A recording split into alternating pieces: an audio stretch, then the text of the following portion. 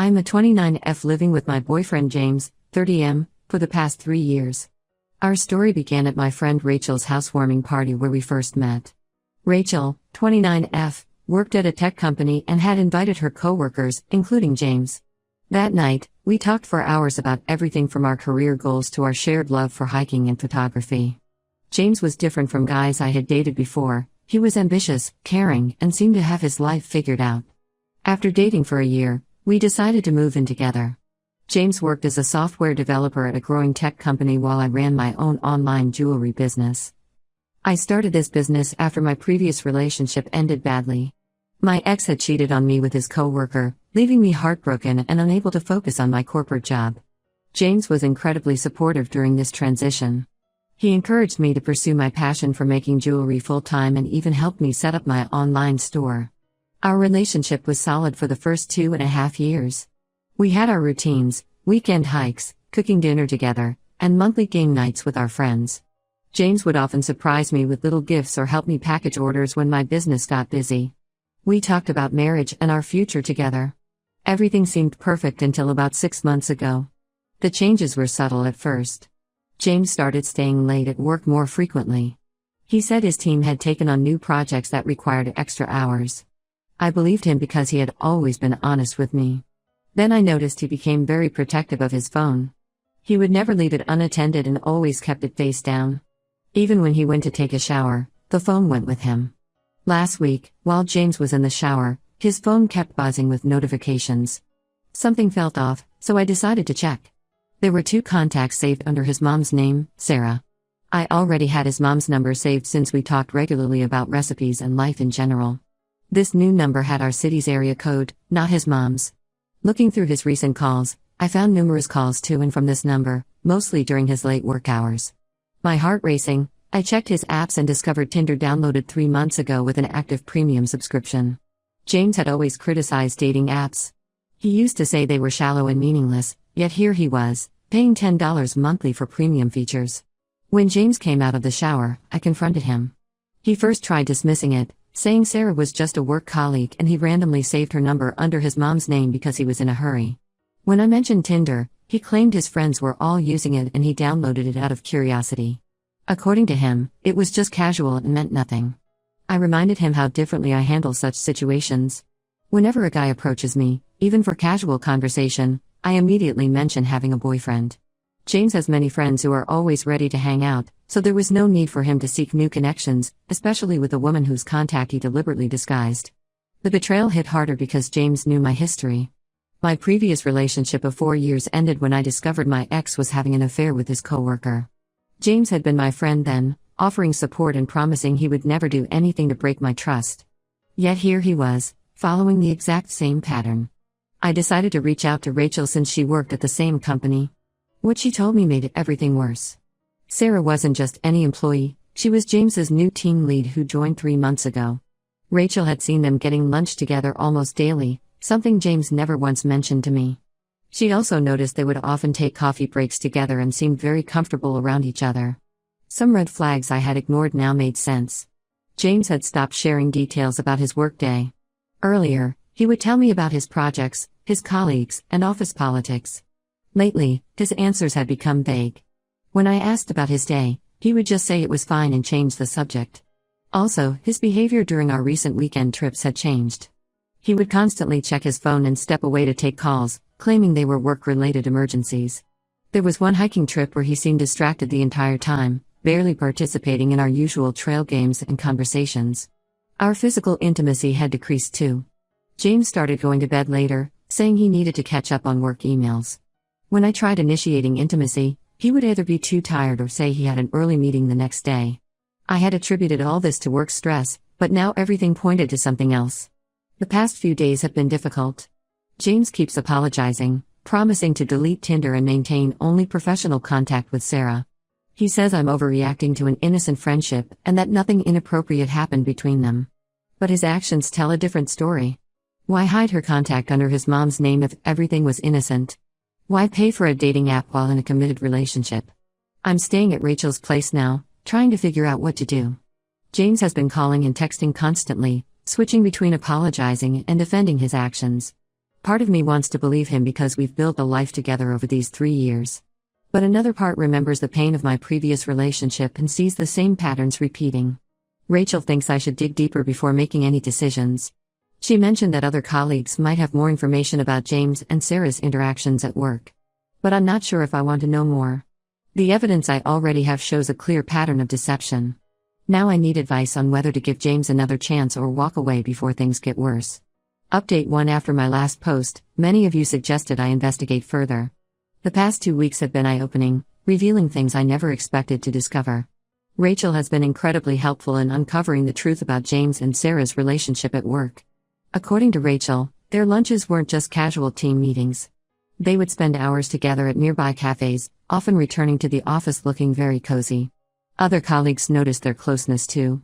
At team meetings, they would sit together, sharing inside jokes and exchanging knowing glances. Some co-workers even thought they were dating because of how comfortable they seemed with each other. Rachel started paying more attention to their behavior after I told her about finding Sarah's number. She discovered that on days James claimed to be working late, his desk would be empty by 5 p.m. She once spotted them leaving the office together around that time, heading towards the parking lot. When she mentioned this to other team members, they confirmed this was a regular occurrence. The worst revelation came when Rachel checked the office sign-in logs for the dates James said he was working late. She had access to these as part of her HR duties. On most of those nights, both James and Sarah had signed out early. This means all those times he texted me about staying late for work, he was actually spending time with her. Their outings weren't limited to lunch breaks either. They attended team-building events together, always pairing up for activities. At a recent office party, they spent most of the evening in each other's company, barely interacting with other colleagues.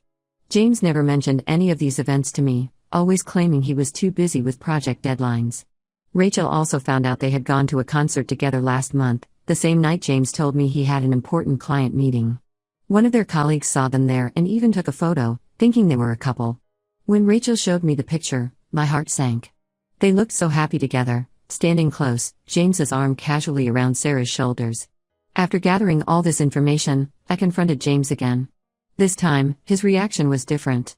Maybe he realized he couldn't keep lying, or perhaps he was tired of the deception. He broke down and admitted to developing feelings for Sarah.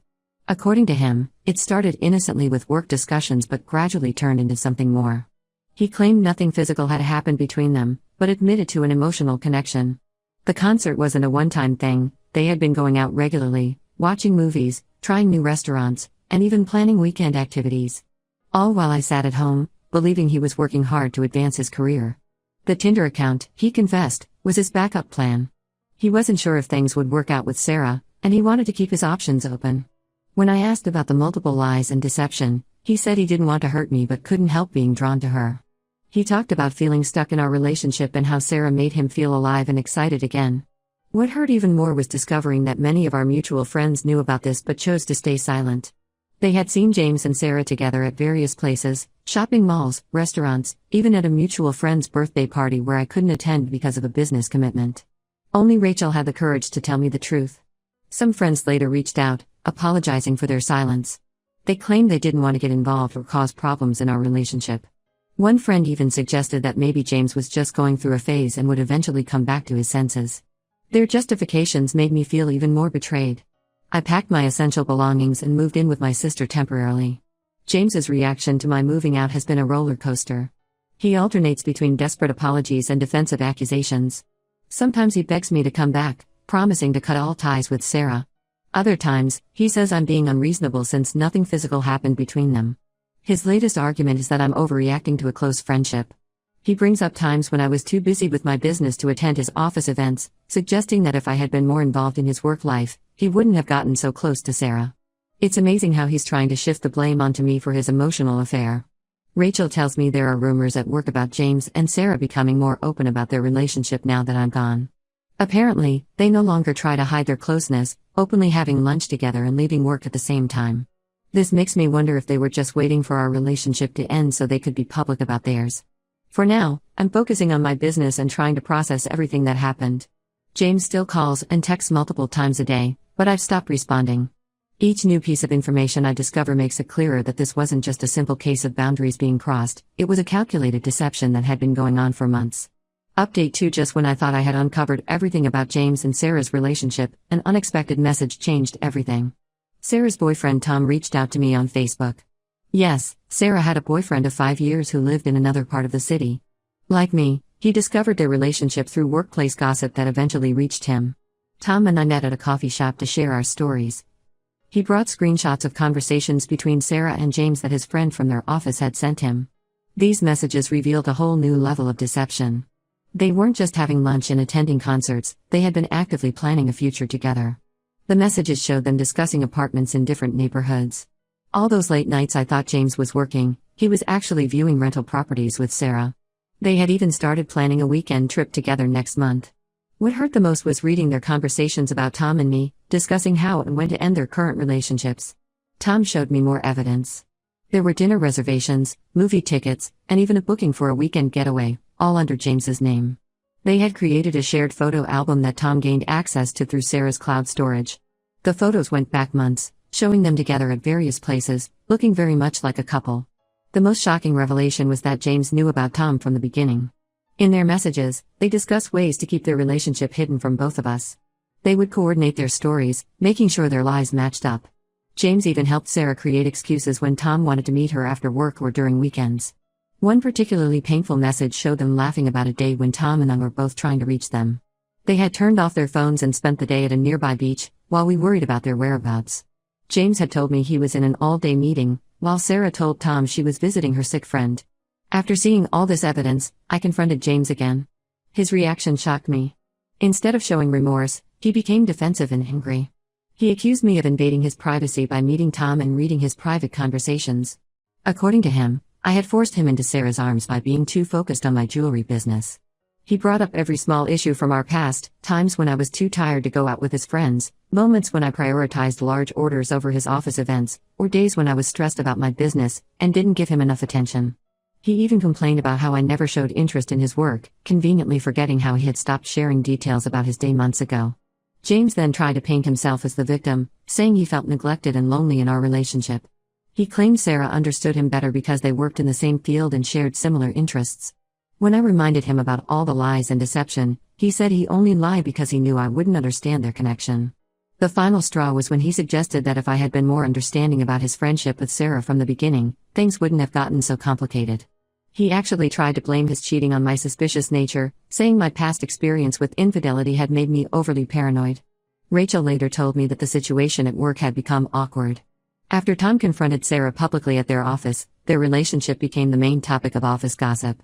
Some colleagues sided with James and Sarah, saying adult relationships are complicated and no one should judge.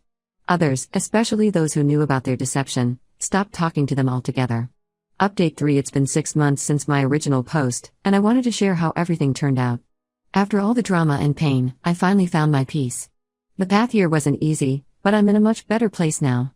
According to Rachel, Sarah got a job offer from a company in California and moved there 3 months ago. Apparently, their perfect relationship didn't survive reality. Once everything was out in the open, their connection started falling apart. They tried dating openly after both Tom and I left, but without the thrill of secrecy, things changed. James started showing his true colors at work too. After Sarah left, he tried to paint himself as the victim, telling colleagues she had pursued him aggressively. He even tried spreading rumors that Sarah had done this before with other coworkers. Rachel told me he became quite unpopular at work, with most colleagues seeing through his attempts to shift blame. Tom and I stayed in touch and supported each other through this period. He moved on and started dating someone new. As for me, I focused all my energy on growing my business. The extra time and emotional energy I had spent worrying about James was now channeled into my work.